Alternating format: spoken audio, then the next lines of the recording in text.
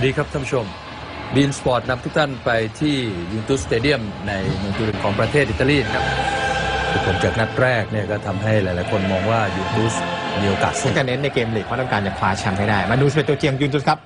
ประตูเป็นจอร์เจียบุฟฟอนกองหลังมีอาเดบาซายีเลโอนาร์โดโบนุชีและจอร์โจเคเลนีกองกลางมีดานิเอลอัลเวสมิเลมปาเดชซามิเคดิราแล้วก็อเล็กซานโดร3ประสานด้านหน้าเป็นปาโลดิบาร่ากอซูอิกวายินและมาโดมาสติกขออภัยครับเปลี่ยนทีม1ตำแหน่งนะครับเคดิราพ้นโทษแบนกลับมาเล่นแทนคาโดมาคิซิโอนะครับโดย11ตัวจริงของโมนาโกนะครับประตูเป็นดาเนียลซูบาซิชกองหลังมีอันเดราจีคามิลกริกเชเมซอนแล้วก็ชิวิลซิดิเบกองกลางตัวรับใช้ทีเอ็มเบากาโยโกกับชัวมูตินโยตัวรุกใช้แบนนาโดซินวาเบนเชนังเมนดี้และคู่หน้าเป็นลาเมลฟันกาวกับคิเลนเอ็มบัตเอาละครับเกมเริ่มครับโมนาโกนะครับเบนนาโดซิวาไหลกลับมามูตินโยโยนไปแล้วได้ไปฟาวล์กาวนั่นเจ็บเลยนะครับลูกเปิดของมูตินโยนะครับอันนั้นเจ็บนะครับ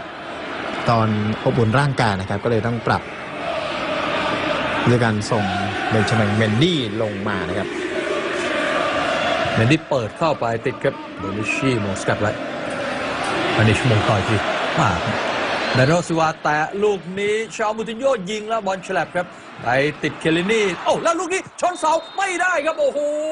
เกือบเสียประตูแต่ชงนี่ครับนิดเดียวนะครับครับดูครับพอตามมาเล่นทงขึ้นครับก็ถือว่าดีต้องเปลี่ยนเลยครับเอามาคิซิโอลงไปแทนครับดิบาล่าอีกวินแตะไปแล้วโอ้ลูกนี้มาสุกิยิงติดครับไม่ได้อีกใกล้เคียงขึ้นเรื่อยๆนะครับเป็นการจ่ายของอีกวินให้กับมาสุกิไม่ล้ำหน้าครับนี่ครับเมนดี้ครับลงไปยืนต่ำที่สุดนะครับยังอยู่จังหวะนี้ครับที่ดิวด้าบอลลงแล้วลื่นแต่ว่ายังมีอีกวินมาเกี่ยวบอลไปได้ชิปลูกนี้คือยูเวนตุสเนี่ยรอให้โมนาโกเร่งเกมแล้วพลาดพวกเขาก็ดักสวนนั่นเลยครับเดนเวสโอ้โหเปิดเข้าไปแล้วก็มงลูกนี้ไม่เข้ากรอบอีกครับมาซูคิชนะครับเป็นคนมงนี่ครับแท็กเกมรับนั่นแล้วก็รอดักตัดนะครับแล้วก็สวนกลับเลยนะครับยูเวนตุสเล่นแค่นี้พอนะครับคือปานิชลากขึ้นไปไหลมาดิบาล่าจ่ายกลับเบิ้ลได้สวยครับปานิชยิงโอ้โหพุ่งมาสไลด์ได้ทันครับเป็นอีกครั้งครับที่อันเดียราจีนะครับสกัดได้ดีครับดูครับทำชิ่งกันนะครับปานิชกับดิบาล่าแล้วยิงไปเตรียมดักมาบอลมาติดที่ราจีหมุนกลับเข้าไปใหม่ครับบอลตกมาได้ยิงโอ้โหจับแล้วยิงดีนะครับรันไปฟาวล์เกาแต่จี้นะครับเข้าก็ไม่ได้ครับธงขึ้นมาก่อนแล้วนะครับคือธงด้านหลังก็ฟาวล์ครับเป็นฟรีคิกเล่นเร็วเลยครับเบนนาโรซิวาไปถึงสุดเส้นเปิดไปติดโอ้โหครับดูกับเล่นเร็วนะครับเบนนาโรซิวาเปิดเข้ากลางแล้วลงมาปานิชไหลต่อมาเดนเวสเปิดทำแม่นนี่ได้ลุ้นเลยครับนี่ครับโอ้โหซ้ำอีกทีเป็นประตูครับนี่ครับมาซูคิชครับไปรออยู่เลยเสา2ไปนะครับถ้าเปิดแม่นนี่ได้มงแล้วก็มงแม้ว่าจะติดจังหวะแรกแต่ซ้ำเข้าไปได้ครับยูเวนตุสขึ้นนำแล้วจังหวะแรกมงติดเซฟดูครับจากการออกบอลของบุฟฟอนเก่าจริงครับบุฟฟอนคว้าได้แล้วออกมาให้กับอเล็กซานโดรอดีตจังหวะโต้ของยูเวนตุสครับเติมขึ้นมาเต็มไปหมดเลยนะครับดึงจังหวะนิดนึงแล้วให้มาที่ดิบาล่าตรงนั้นจ่ายไม่ได้ก็ล็อกไว้ครับแล้วก็คืนกลับมาตานิชออกมาที่อัลเวสแล้วดูครับมาจากข้างหลังครับมงกดพื้นเซฟได้แต่ว่าซ้ำเข้าครับมาสกิดไม่ล้ำหน้านะครับดูครับ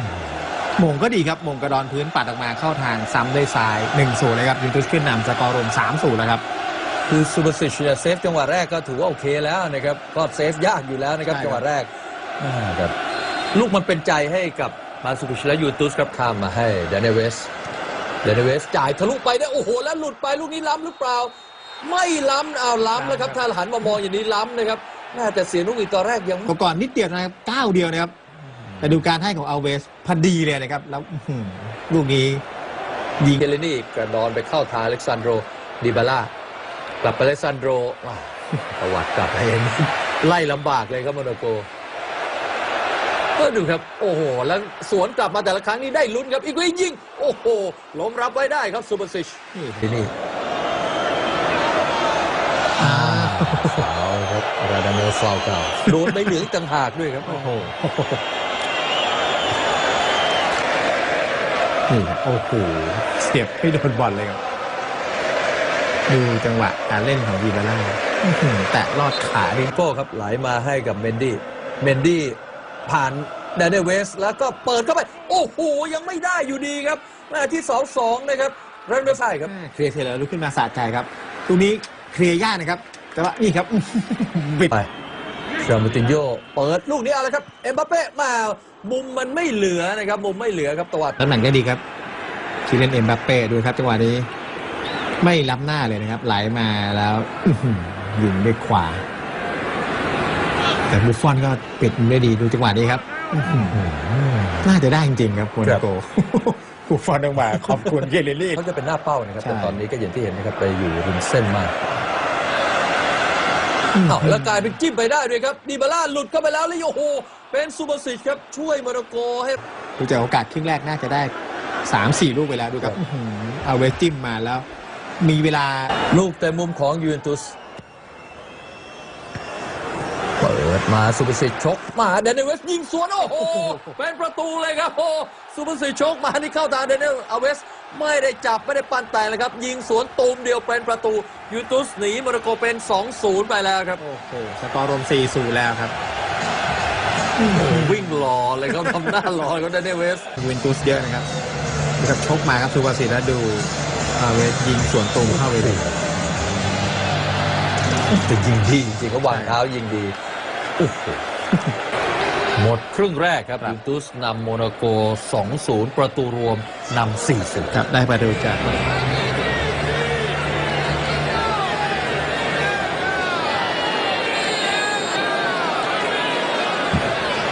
กลับมาชมเกมยูเวนตุสกับโมนาโกยูฟ่าแชมเปี้ยนส์ลีกรอบรองชนะเลิศนัดที่ 2 ในครึ่งหลังกันต่อนะโอกาสมาก็ทำครับและได้ฟาวล์อีกด้วยครับปาโลดิบาล่าโอ้ยเตะกันเตะบอลอัดทิ้งป้ายโฆษณามีสิทธิ์โดนใบเหลืองเลยครับ ครับ ไม่รอดครับเอง โอ้โหแต่ว่าวันนี้ เหลืองแต่โดนเปลี่ยนตัวออกเลยครับ เปลี่ยนเอาไปพักแล้วนะครับ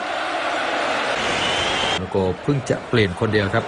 ครึ่งหลังผ่านมา9 นาทีอ้าวลงไปปุ๊บได้บอลปั๊บครับควาดราโดจะยิงได้หรือเปล่าโอ้โหมาเกือบเลยครับดูนะครับสัมผัสบอล อีกอินนะครับ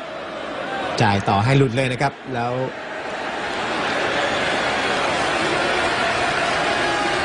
นี่ครับเชนเนอร์สันไม่ใส่ครับโอกหักไป2 ครั้งนะครับ มาแล้วลูกนี้เอาเลยครับหลุดมาแล้วครับยิงไม่ได้ครับโอ้โหขนาดหลุดเข้ามาลูกนี้กิเลน เอ็มบัปเป้ยิงก็ยังติดบุฟฟอนอีกครับโอ้โหดูดิครับ เหนียวจริงๆครับบุฟฟอนดูครับเอ็มบัปเป้งงเลยครับลูกนี้ไม่ได้ประตูได้ยังไงครับหลุดมาแล้วแปรด้วยขวาติด เล่นสั้นๆครับลูกตะมุมของโมนาโกแล้วคืนกลับไปลูกนี้อ้าวได้ประตูครับได้ประตูครับเอ็มบัปเป้ยิงจนได้เลย นะครับเป็นประตูจุดประกายความหวังหรือเปล่าก็ไม่รู้ครับแต่ว่าก็ทำให้โมนาโกน่าจะมีกำลังใจมากขึ้นนะครับดูครับเตะมุมเล่นสั้นแล้วจ่ายกลับมาแล้วมูตินโญ่ครับดีให้เอ็มบัปเป้ชาร์จเข้าไปครับมาช้าไปหน่อยครับประตูของโมนาโกก็ทำ ฟาโยบมาไม่ได้ครับอ้าวแล้วมือตวัดไปโดนอย่างนี้จะเอาฟาวล์จุดโทษคงลำบากครับ ไม่แต่ว่าปีกวินยังไม่ลุกขึ้นมานะครับตรงนี้ก็จะมีเรื่องครับโบนูชี่จะเข้ามาเอาเรื่องครับ คือทางครับนี่ครับ นี่ครับประกาศไปแล้วมันซูคิชนะครับ